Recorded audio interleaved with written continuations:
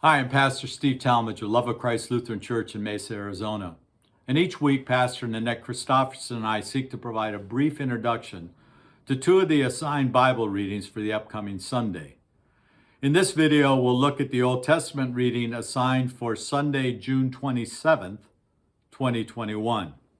It's from the book of Lamentations, chapter 3, verses 22 to 33. Because many of us don't spend a lot of time in the Old Testament or in the wisdom literature like Lamentations, I'm going to provide a brief introduction to this book.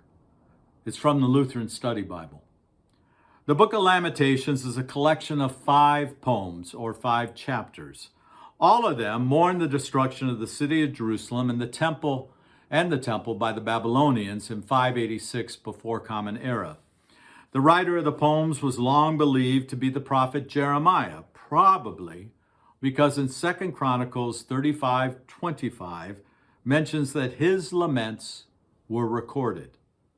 2 Chronicles, however, reports that Jeremiah mourned the death of the good and reforming king Josiah in 609 BCE, not the fall of Jerusalem. In the end, the author of Lamentations remains unknown. The Hebrew alphabet guides the first 4 poems in Lamentations, 22 stanzas in each poem with consecutive Hebrew letters, forming what's called an acrostic. This does not happen in the 5th poem or chapter, although there are still 22 lines. The reason for using an acrostic pattern in poems is unclear. It may signal completeness as the poet or writer laments from A to Z. Or it may indicate the human need for form and pattern in times of grief. The poet who wrote Lamentations was convinced that the Lord had brought about the devastating victory of the Babylonians over Jerusalem. The Lord had destroyed without mercy, as recorded in chapter 2, verses 2 and 21, and demolished and killed without pity, chapter 2, verse 17, chapter 3, verse 43. Becoming like an enemy, chapter 2, verse 5. The poet believed that the Lord could act in ways that did not demonstrate steadfast love and could work good and bad, chapter 3, verse 38. That was not in question for this writer. The Lord's silence in the face of the people's horrific suffering, however, launched these poems or laments. The writer cries out for the pain to stop, for God to ease the suffering, and seek revenge on those human beings who brought destruction. The final poem ends on a note of uncertainty. God's mercy and future restoration are left in question. Chapter 5, verse 22. To us, lament sounds like despair, the opposite of faith. Yet Martin Luther taught that it is precisely in places where we least to expect to find God, in suffering, pain, disaster, catastrophe, and in the cross, that God is clearly present. Lamentations, then, does more than simply express despair. It shows us that in the most difficult of times and places, God is present and hears our desperate cries for help. A brief outline. Chapter 1 describes the deserted city of Jerusalem. Chapter 2 talks about God's warnings being fulfilled, meaning the destruction is the act of God and God's judgment. Chapter 3, which we'll look at, deals with God's steadfast love endures. Chapter 4 deals with the punishment of Zion or Jerusalem. And chapter 5 is a plea for mercy. The context for this week's reading. I'm going to read verses 1 to 6 of chapter 3. I'm one who has seen affliction under the rod of God's wrath. He has driven and brought me into darkness without any light.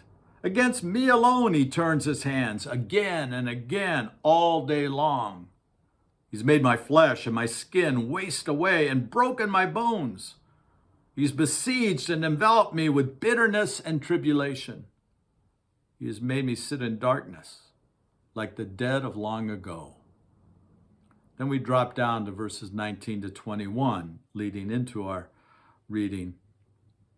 The thought of my affliction and my homelessness is wormwood and gall. My soul continually thinks of it and is bowed down within me.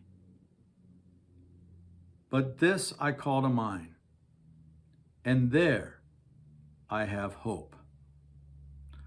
The HarperCollins Bible Dictionary defines hope. In the Bible, hope is not normally expressed as a desire, that is, something good one would have happen, but as an expectation, something good that one knows is going to happen, and so anticipates.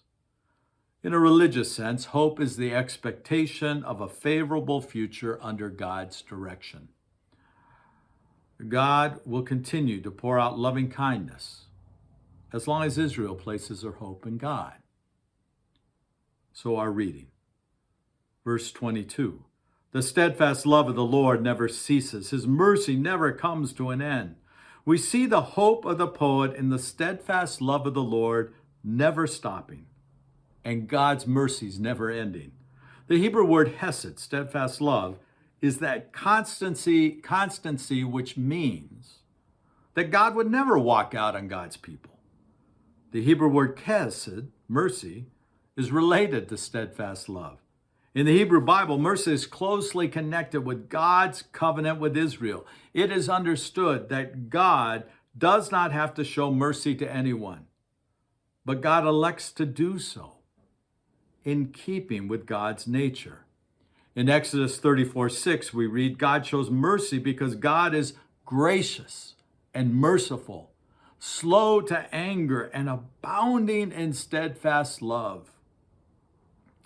Despite the two poems and the beginning of this third poem in Lamentations, the poet is trusting God, trusting in the God whom he was taught to trust, even in the most difficult and dark circumstances.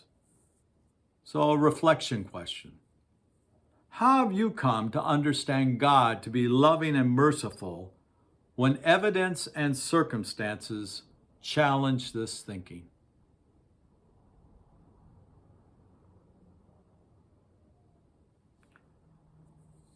Some of the insights for the following verses I take from Robert Davidson's Lamentations edition of the Daily Bible Study Series. Verse 23. They are new every morning. Great is thy faithfulness. Being given the gift of a new day reminds the poet of God's grace and God's provision. Verse 24. The Lord is my portion, says my soul. Therefore, I will hope in him. Again, the poet transcends current reality or circumstances. His soul, his spirit, moves him where to place his hope. That expectation of a favorable future under God's direction. Verse 25. The Lord is good to those who wait for him, to the soul that seeks him. Goodness is connected to waiting or trusting, or looking forward to God fulfilling God's holy purpose. We don't know how circumstance, history, events will all play out, but faith calls us to trust in the goodness of God's faithfulness. Verse 26. It is good that one should wait quietly for the salvation of the Lord. This describes an unquenchable hope or optimism which looks forward, believing that nothing can prevent God's purpose from being fulfilled. Verse 27. It's good for one to bear the yoke of youth. The yoke of youth is a reference to learning through discipline the ways of God. Verse 28. To sit alone in silence when the Lord has imposed it. The discipline, the judgment or exile, is from God, to teach and return the focus of the chosen people back to God rather than on worldly powers and trappings. Verse 29. To put one's mouth to the dust, there may yet be hope. This is humble acknowledgement or recognition of the fact that we are not masters of our own fate. Putting one's mouth to the ground is a posture of submission to a superior. But when we have no answers, does not mean there are no answers. There may yet be hope, expresses that the future lies not in our hands, but in God's. When we cannot see the way ahead, that does not mean that there is no way ahead. In the light of this hope, there can be willing acceptance of suffering, believing that it can have a creative place in God's purposes. So a reflection question. How have you seen suffering result in something good? Verse 30. To give one's cheek to the smiter and be filled with insults. This is an example of receiving or accepting suffering, knowing that something good will come out of this. For Christians, we see this both in the teaching and life witness of Jesus, particularly going to the cross. In our modern era, the nonviolent, peaceful resistance movement practiced by Mahatma Gandhi or Martin Luther King Jr. are examples. Verse 31, for the Lord will not reject forever. We read of the optimism and the biblical hope of expectation. Grit, resilience, and confidence are often developed through a series of rejections that do not dampen the belief that something good and something better still awaits. A reflection question. How have you experienced growth and confidence following an experience of rejection? Verses 32 to 33.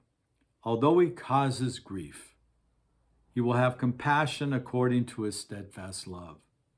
For he does not willingly afflict or grieve anyone. There are consequences for not following the ways of the Lord, listening to God's prophets, or practicing the commandments clearly revealed. God's love does not remove the consequences. Discipline follows disobedience. But a parent who extends discipline knows it is necessary as a means for loving and developing a child into understanding and knowing their words, their actions, and their choices carry the potential for both good and bad outcomes.